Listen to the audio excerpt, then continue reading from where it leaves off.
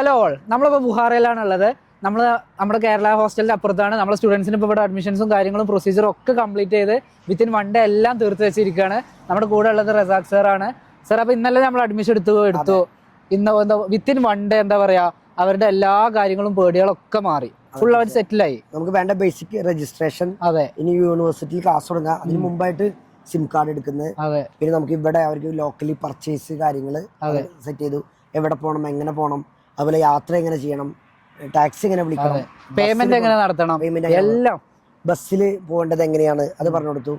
പിന്നെ ഇനി നിങ്ങൾ പറഞ്ഞ പോലെ തന്നെ എക്സ്ചേഞ്ച്, ഇത് തുടർന്നുള്ള കാര്യങ്ങൾ. ഇപ്പോൾ നമ്മളിത് ചെയ്തു കൊടുക്കുക മാത്രമല്ല, ഭാവിയിൽ അത് ചെയ്യാൻ അവരെ പ്രാപ്തമാക്കി, സെൽഫ് ഡ്രിവണായി ഒരാളെ ഡിപ്പെൻഡൻ്റ് അല്ലാതെ തന്നെ അവർക്ക് ചെയ്യാൻ പറ്റും.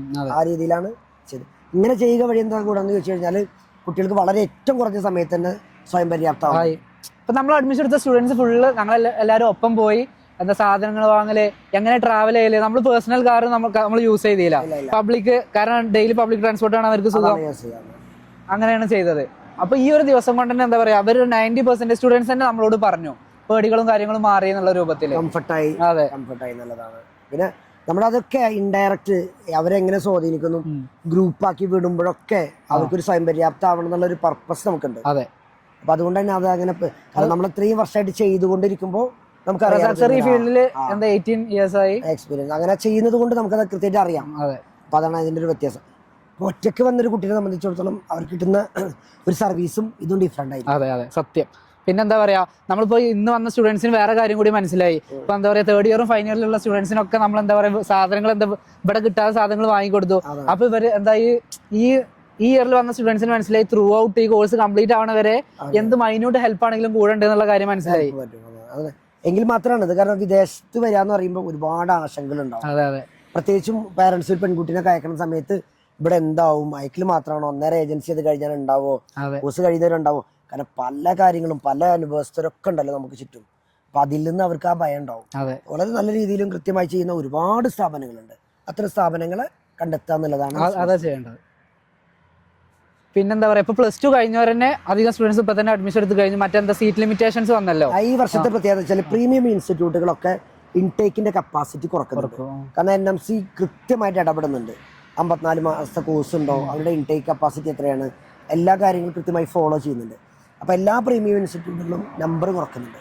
അപ്പൊ വിദേശത്ത് പോകാൻ ആഗ്രഹിക്കുന്ന കുട്ടികൾ നേരത്തെ ബുക്ക് ചെയ്തിട്ട് നല്ല ഇൻസ്റ്റിറ്റ്യൂട്ടുകളൊക്കെ പെട്ടെന്ന് ഫില്ലാവാനുള്ള സാധ്യത ഉണ്ട്. അപ്പൊ ഇങ്ങനെ നേരത്തെ ബുക്ക് ചെയ്യുമ്പോൾ സ്റ്റുഡൻസിനുള്ള പേടി എന്താ വരിക സാർ? എന്താ പറയാ, ഇൻ കേസ് നീറ്റിൽ അവർക്ക് മാർക്ക് ഉണ്ടെങ്കിൽ എന്ത് ചെയ്യും എന്നുള്ള. അതാണ്. അപ്പൊ അങ്ങനത്തെ കുട്ടികൾക്ക് നമ്മൾ ചെയ്യുന്നത് ബുക്ക് ചെയ്യുന്നു, സെയിം ടൈം അവർക്ക് എന്ത് ചെയ്യാൻ പറ്റും, ഇൻ കേസ് കേരളത്തിൽ കിട്ടിയാലോ ഇന്ത്യയിൽ കിട്ടിയാലോ റീഫണ്ട് ചെയ്തു കംപ്ലീറ്റ്ലി. ഒരു വലിയ പേയ്മെന്റ് അടക്കം വേണ്ട, ട്യൂഷൻ ഫീസും നടക്കുന്നില്ല. നമുക്ക് സീറ്റ് ഒന്ന് ബ്ലോക്ക് ചെയ്ത് ഇടാൻ വേണ്ടിയിട്ട് ചെറിയൊരു പേയ്മെന്റ് അടക്കുന്നു. ആ പേയ്മെന്റ് തന്നെ നമ്മൾ റീഫണ്ട് ചെയ്ത് കൊടുക്കാൻ പറ്റും. അതെ, ആ സെയിം എമൗണ്ട് റീഫണ്ട് ഇടാൻ പറ്റും. ഇൻ കേസ് എന്താ പറയാ, ഇപ്പൊ എന്താ കുഴപ്പമില്ലാത്തൊരു മാർക്കുള്ള കുട്ടിയാണെങ്കിൽ നമുക്ക് ഇവിടെ സംസാരിച്ച് എന്തെങ്കിലും സ്കോളർഷിപ്പ് രൂപത്തിൽ ചെയ്ത് കൊടുത്തു. എന്താ കാര്യം വെച്ചാൽ, ഒന്ന് അക്കാദമിക് +2 ബേസ്, അവർ നീറ്റിന് നല്ല ഉയർന്നുള്ള മാർക്കുള്ള കുട്ടികൾക്ക് സ്പെഷ്യൽ സ്കോളർഷിപ്പുകൾ അവൈലബിൾ ആണ്. അത് യൂണിവേഴ്സിറ്റിയുടെ മാത്രമല്ല, നമ്മുടെ സ്ഥാപനങ്ങൾ ചെയ്യുന്ന സ്കോളർഷിപ്പ്. അപ്പൊ അത് ആ കുട്ടികളുടെ ഇൻഡിവിജ്വൽ പെർഫോമൻസിനെ ബേസ് ചെയ്തിട്ട് കൊടുക്കാൻ സ്കോളർഷിപ്പുകൾ അനുവദിക്കാൻ പറ്റും. ലൈക്ക് ഇപ്പൊ അഡ്മിഷൻ എടുത്തൊരു കുട്ടിയാണ്, എന്താ പറയാ, നീറ്റിന്റെ റിസൾട്ട് 2 മാസം കഴിഞ്ഞ് വന്നു, സർട്ടിഫിക്കറ്റ് എന്താ സ്കോർ കാർഡ് കാണിച്ചാൽ നമുക്ക് റിഡക്ട് ചെയ്യാം സ്കോളർഷിപ്പ് രൂപത്തിൽ ചെയ്യാൻ പറ്റും. ആ പേയ്മെന്റ് ചെയ്യാൻ പറ്റും. കഴിഞ്ഞ വർഷങ്ങളിലൊക്കെ നമ്മൾ അത്തരത്തിൽ നല്ല ഉയർന്ന മാർക്കുള്ള കുട്ടികൾക്ക് സ്പെഷ്യൽ സ്കോളർഷിപ്പുകൾ, യൂണിവേഴ്സിറ്റികളുടെ സ്കോളർഷിപ്പ് മാത്രമല്ല നമ്മുടെ സ്ഥാപനങ്ങളുടെ സ്കോളർഷിപ്പുകളും കൊടുക്കാം. എന്താന്ന് വെച്ചാൽ നമ്മൾ പറഞ്ഞവർക്ക് എന്താ പറയാ, ഇപ്പൊ ഒരു സ്റ്റുഡന്റ് ടു സ്റ്റുഡന്റ് കമ്മ്യൂണിക്കേഷൻ ഒന്നും കൂടി നന്നാവുമല്ലോ. ഇപ്പൊ പാരന്റ് ടു പാരന്റ് ആണെങ്കിലും തീർച്ചയായിട്ടും. അപ്പൊ നമ്മളിപ്പോ എന്താ പറയാ, അധികം എന്താ പറയാ, എല്ലാ ഡിസ്ട്രിക്റ്റിലും നമുക്ക് സ്റ്റുഡൻസ് ഉണ്ടാവുമല്ലോ. അപ്പൊ ചിലപ്പോൾ അവർക്ക് അറിയുന്നവർ തന്നെ ഉണ്ടാവും, അടുത്ത നാട്ടിലുള്ളവരുണ്ടാവും. അപ്പൊ അവർ നമുക്ക് കണക്ട് ചെയ്ത് കൊടുത്തൂടെ? നമുക്ക് 2 രീതിയിൽ ചെയ്യാൻ പറ്റും. ഇപ്പൊ സ്റ്റുഡൻസിന്റെ നമ്പർ കൊടുക്കുമ്പോൾ സ്റ്റുഡൻസിൽ തന്നെ കുറെ ഏജൻസികളുണ്ട്.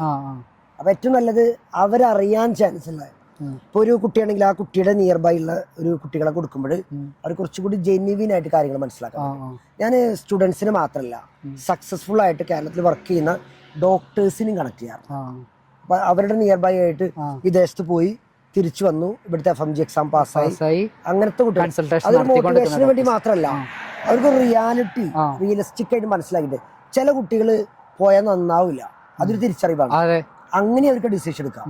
പിന്നെ പോകുന്നതിന് മുമ്പ് കൃത്യമായി മനസ്സിലാക്കാനും, ഒന്ന് പഠിച്ചിറങ്ങിയ കുട്ടികളുടെ, 2 പഠിച്ചുകൊണ്ടിരിക്കുന്ന കുട്ടികളുടെ, 3 ഈ വർഷം പോകുന്ന കുട്ടികളുടെ, ഈ വർഷം പോകുന്നത് എന്തിനാന്ന് വെച്ച് കഴിഞ്ഞാൽ ചില പേരൻസിനൊക്കെ ഒറ്റക്കായി പോകുമോ, വേറെ കുട്ടികൾ ഉണ്ടാവുമോ, നമുക്ക് ഇണങ്ങുന്ന കുട്ടികളെ കിട്ടുമോ, ഇപ്പൊ നമ്മുടെ കൾച്ചർ നമ്മുടെ ഇപ്പൊ ആരുണ്ട് എന്നുള്ളത് ഒരു പരിധി വരെ നമ്മുടെ ഫ്യൂച്ചർ തീരുമാനിക്കും. സത്യം. അപ്പൊ അവർക്ക് സെലക്ട് ചെയ്യാൻ പറ്റും. അപ്പൊ അതിനുള്ളൊരു ഓപ്ഷൻ 3 ടൈപ്പ് റെഫറൻസ് നമുക്ക് കൊടുക്കാൻ പറ്റും. അതെ, അത് നിങ്ങൾക്ക് ചൂസ് ചെയ്യാം. അപ്പൊ കൂടുതൽ ഡീറ്റെയിൽസിനായിട്ട് നമ്മുടെ ഡിസ്ക്രിപ്ഷനിൽ കൊടുത്തിട്ടുള്ള കമ്മ്യൂണിറ്റി ലിങ്കിൽ ജോയിൻ ചെയ്യുക. പിന്നെന്താ പറയാ, നമ്മളെ ഡയറക്റ്റ് കോൺടാക്ട് ചെയ്യാനുള്ള നമ്പറും ഷെയർ ചെയ്യുന്നതായിരിക്കും.